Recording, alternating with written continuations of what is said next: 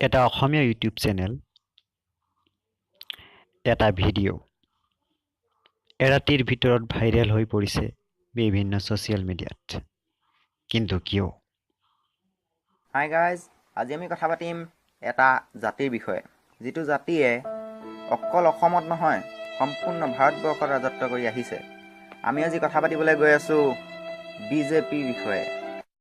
এই জাতিটো এনেকুৱা এটা খেচেৰা জাতি, যিটো জাতিৰ কাৰণে গান বনাবলগীয়া হৈ গ'ল। গান আমাক ঠগি ঠগি ঠগি ঠগি ঠগি ঠগি বিজেপিৰ 2টা বছৰ গ'ল। কি ক'লে গানটোত? কি ক'লে? আমাক ঠগি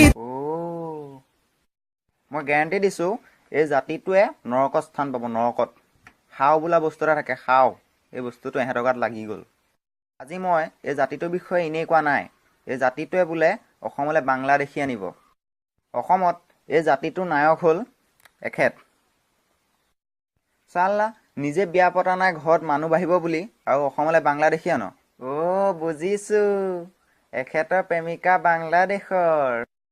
আৰু এখেত হৈ গ'ল এইজনৰ, মানে এই বৰলাকাইটিৰ ছাপোৰ্টাৰ। এখেতে অৱশ্যে বিয়া পাতিলে, কিন্তু এখেতে পৰিয়াল পোহোঁতে পোহোঁতে চুলি সৰি শেষ। এখন চিনেমাত নায়ক নায়িকাৰ উপৰিও থাকে খলনায়ক, আৰু এই জাতিটোৰ খলনায়ক হৈ গ'ল এইজন। এখেতৰ পূৰ্বপুৰুষসকল আছিলে আগতে লাজুকী বান্দৰ। মিলিছেনে দুইটা? ইহঁত দুইটাৰ মাজত পাৰ্থক্য এটাই, সেইটো হৈ গ'ল নেগুৰডালৰ।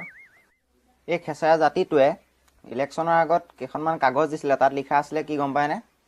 24 ঘণ্টা লাইন দিব, এতিয়া লাইন নাই। আৰু বাংলাদেশী খেদিব, বাংলাদেশী মাতি আছে। চালা, এইবিলাকত মৰিবলৈ দিব লাগে খাওঁটো সোনকালে। এইটো 1 নম্বৰ হাৰামজাদা। চালা ভিক্ষাৰী, ঘৈণীয়েক খুৱাবলৈ পইচা নাইতো, সেইটো কাৰণে বিয়া পতা নাই, আৰু অসমবাসীক শাস্তি দিবলৈ তই বাংলাদেশী আনিবলৈ আহিছ। কুকুৰ, সোনকালে মৰি। ৰবুল ক্ৰিয়েশ্যন। এনেকুৱা ধৰণৰ অনৈতিক কথা ছ'চিয়েল মিডিয়াত ভিডিঅ' কৰি কেতিয়াও আপলোড দিয়াটো উচিত নহয়।